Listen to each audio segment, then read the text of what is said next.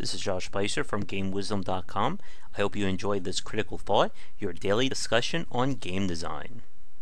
Welcome to today's Critical Thought. As always, thank you to our subscribers here on YouTube, now at 891. If you're just joining us for the first time and liking the content, be sure to like and subscribe to the channel as we make our way up to 900, which means I need to start thinking about another vote once we get there. My Hitman play should be going up in a few days from now, but if you haven't watched it yet, be sure to take a look at the 3-hour discussion I had with Robert Swan, aka Rob the Swan, on Twitch. It should be uploaded here under the Perceptive Podcast playlist. For today's Critical Thought, this is going to be sort of a continuation of a topic I brought up with yesterday's, which was on the use of gunplay or feel to make games pop or become more interesting. During that discussion, I brought up the game Stalker Shadow of Chernobyl up there. And when I thought about the game more after the discussion, I realized there are some interesting elements that I really don't see too many games try that I wanted to expand on for another Critical Thought. For those of you who didn't play the game, this was a first-person shooter set in alternate history Chernobyl after a second nuclear reactor melting. It basically followed science fiction and comic book rules, giving people powers, mutating the land, and turning the place into essentially a no man's land, other than the daring, brave, and foolhardy. The game is built entirely on first-person shooter skills. This is where your skill at aiming, avoiding damage is going to be king rather than abstraction. But what makes the game so interesting is that in a way, this is an RPG without the abstraction. And how they did it is something that I'm kind of surprised more developers didn't go after. When we talk about games with RPG mechanics, we usually talk about abstraction. This can be everything from my level 50 character is better than your level 20, my legendary sword is going to kick your regular sword's ass, you name it. And we can look at any game built with RPG mechanics with abstraction. What Stalker did was, instead of using abstraction in the form of progression, it puts it on the gear itself that you find, buy, and trade. Normally when we play games with a sense of progression system, the character themselves will grow. Whether it's putting points into your stats, getting new talents or perks. These are ways that the abstraction essentially adds or supplements the player's skill. And it leads to some very engaging games, from Fallout, Borderlands, any number of RPGs, you name it. But the problem, of course, and as we've talked about in previous Critical Thoughts and discussions, is that it tends to rob the game of its realism or the player's skill. With The Division, for instance, my character, even though I'm shooting people in the head with shotguns, sniper rifles, throwing bombs on them, because they are high level or elite class, they're not going down. Likewise, my legendary assault rifle, or high-end for The Division, will shoot better than your exact same assault rifle because of its higher quality. Because assault rifles can shoot harder, apparently. And while this does lead to very engaging progression curves, again, it puts player skill and tactics on the back burner to some extent. So what Stalker did, which is very interesting, is that the gear itself becomes a sense of progression without becoming abstracted. And I know that doesn't really make much sense, so let me explain that a little bit more. When you start playing Stalker, you are basically wearing civvy clothes with a 9mm pistol and clothes on your back, essentially. There's nothing else you have. And as with any game of this kind, you're going to grow in power as you play. But it's more about the gear that you find instead of any kind of abstracted growth. One of the first things you run into in the game is a blockade by military soldiers wielding AKs and machine guns. Now, this was a RPG-based game. Your normal strategy would be, to level up, maybe raise your handgun skill, maybe buy or find a rarer handgun, +5 fire damage, stuff like that. In Stalker, none of that will work. You try and take these guys on with your basic pistol, you're dead. They have the high ground, they have better weapons and gear. There is no abstraction here. Now, at this point in the game, in terms of the mechanics or progression, you're going to take an alternate route. But you're going to be fighting soldiers and guys way outclassing you in terms of gear. And so what they do in Stalker is that the gear you find essentially is your way of leveling up. The first time you get a submachine gun in the game, you can hear the angel choir singing down on you. It's like that scene in Die Hard when John McClane gets a submachine gun. It changes how you play the game. You're no longer limited to just a 9mm gun. You have something that is semi-auto or full auto.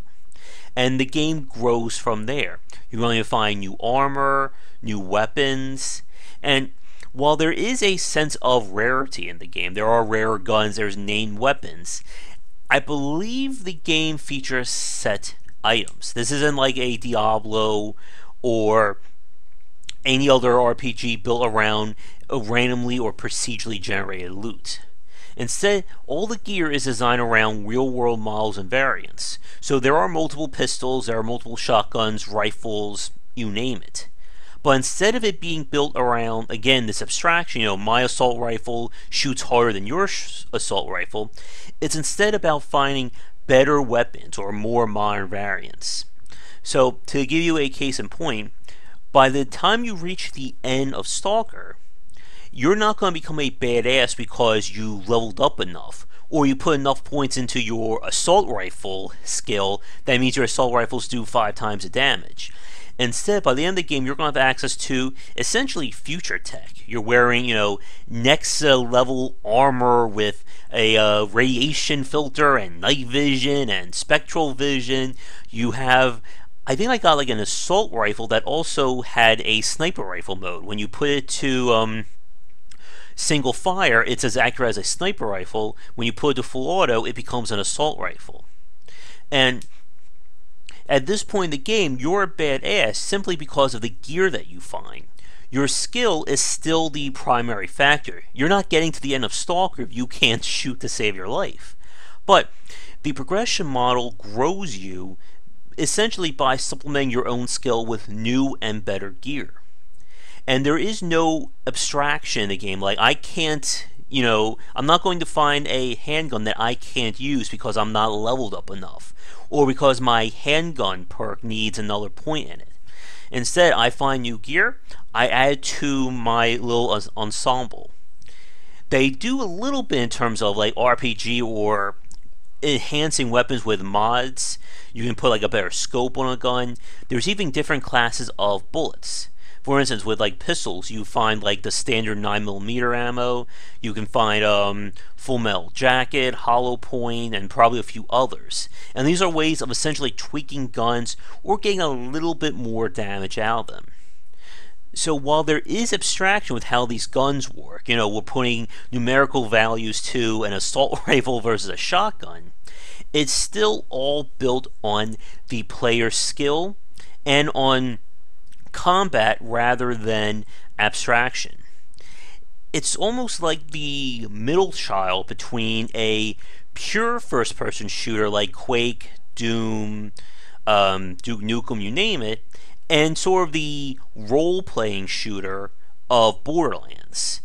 And Stalker kind of exists in that middle ground. There is abstraction in the game, but it's not built into the player's progression model.